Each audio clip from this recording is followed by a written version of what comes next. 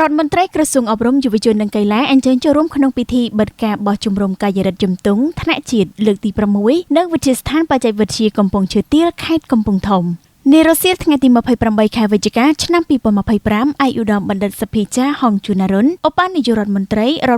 ក្រសួងអប់រំយុវជននិងកីឡានិងជាប្រធានកាយរដ្ឋជាតិកម្ពុជាអមដំណើរដោយឯកឧត្តមនួនផារ៉ាត់អភិបាលខេត្តកំពង់ធំបានអញ្ជើញចូលរួមជាអធិបតីក្នុងពិធីបិទការបោះជំរំកាយរដ្ឋជំទង់ថ្នាក់ជាតិលើកទី6ក្រោមប្រធានបទការអប់រំកាយរដ្ឋកម្មដើម្បីគាំទ្រស្តង់ដារសាលារៀនគំរូនៅវិទ្យាស្ថានបច្ចេកវិទ្យាកំពង់ឈើទាលខេត្តកំពង់ធំឯកឧត្តមបណ្ឌិតសភាចាឧបនាយករដ្ឋមន្ត្រីបានថ្លែងថាការបោះជំរំគឺជាផ្នែកមួយនៃកម្មវិធីយុវជនដែលបានដើរតួនាទីយ៉ាងសំខាន់ក្នុងការទាក់ទាញការគាំទ្រពីកុមារនិងយុវជនជាពិសេសអាណាព្យាបាលនិងអ្នកពាក់ព័ន្ធជាការពិតការបោះជំរំគឺជាសាលារៀនចល័តនិងជាថ្នាលអប់រំតាមវិធីសាស្ត្ររៀនបែបអនុវត្តជាក់ស្ដែងនិងប្រើប្រាស់វិធីសាស្ត្រអប់រំយ៉ាងសម្បូរបែបមានភាពទាក់ទាញនិងបង្កឲ្យមានលក្ខណៈសប្បាយរីករាយសម្រាប់កុមារនិងយុវជនតាមរយៈជីវភាពរស់នៅក្នុងប្រព័ន្ធកងល្បាតនិងវិធីកាយរដ្ឋកម្មក្នុងឱកាសនោះឯកឧត្តមបណ្ឌិតសភាចាឧបនាយករដ្ឋមន្ត្រីបានផ្ដល់ជូននៅអនុសាសន៍ដើម្បីជំរុញកម្មវិធីអប់រំកាយរដ្ឋកម្មនិងពង្រឹងសកម្មភាពក្លឹបកាយរដ្ឋគាំទ្រកម្មវិធីសិក្សាក្រៅម៉ោងបន្ថែម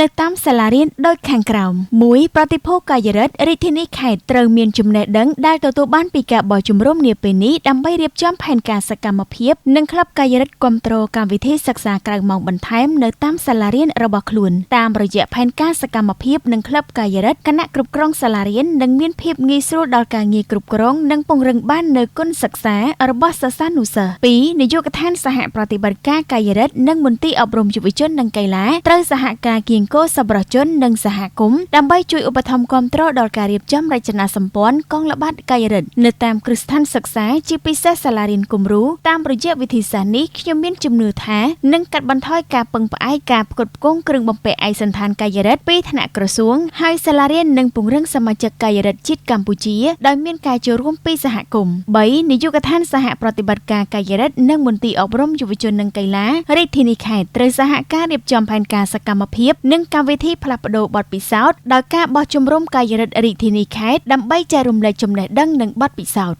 4នាយកដ្ឋានសហប្រតិបត្តិការកាយរដ្ឋនិងមន្ទីរអប់រំយុវជននិងកីឡារាជធានីខេត្តត្រូវសហការរៀបចំផែនការពង្រីកសមាជិកនិងពង្រឹងរចនាសម្ព័ន្ធកងល្បាតនៅតាមសាលារៀនគំរូដើម្បីគាំទ្រដល់ការអនុវត្តកម្មវិធីសិក្សាក្រៅម៉ោងបន្ថែមចំនួន1ម៉ោងយ៉ាងតិចក្នុងមួយសប្តាហ៍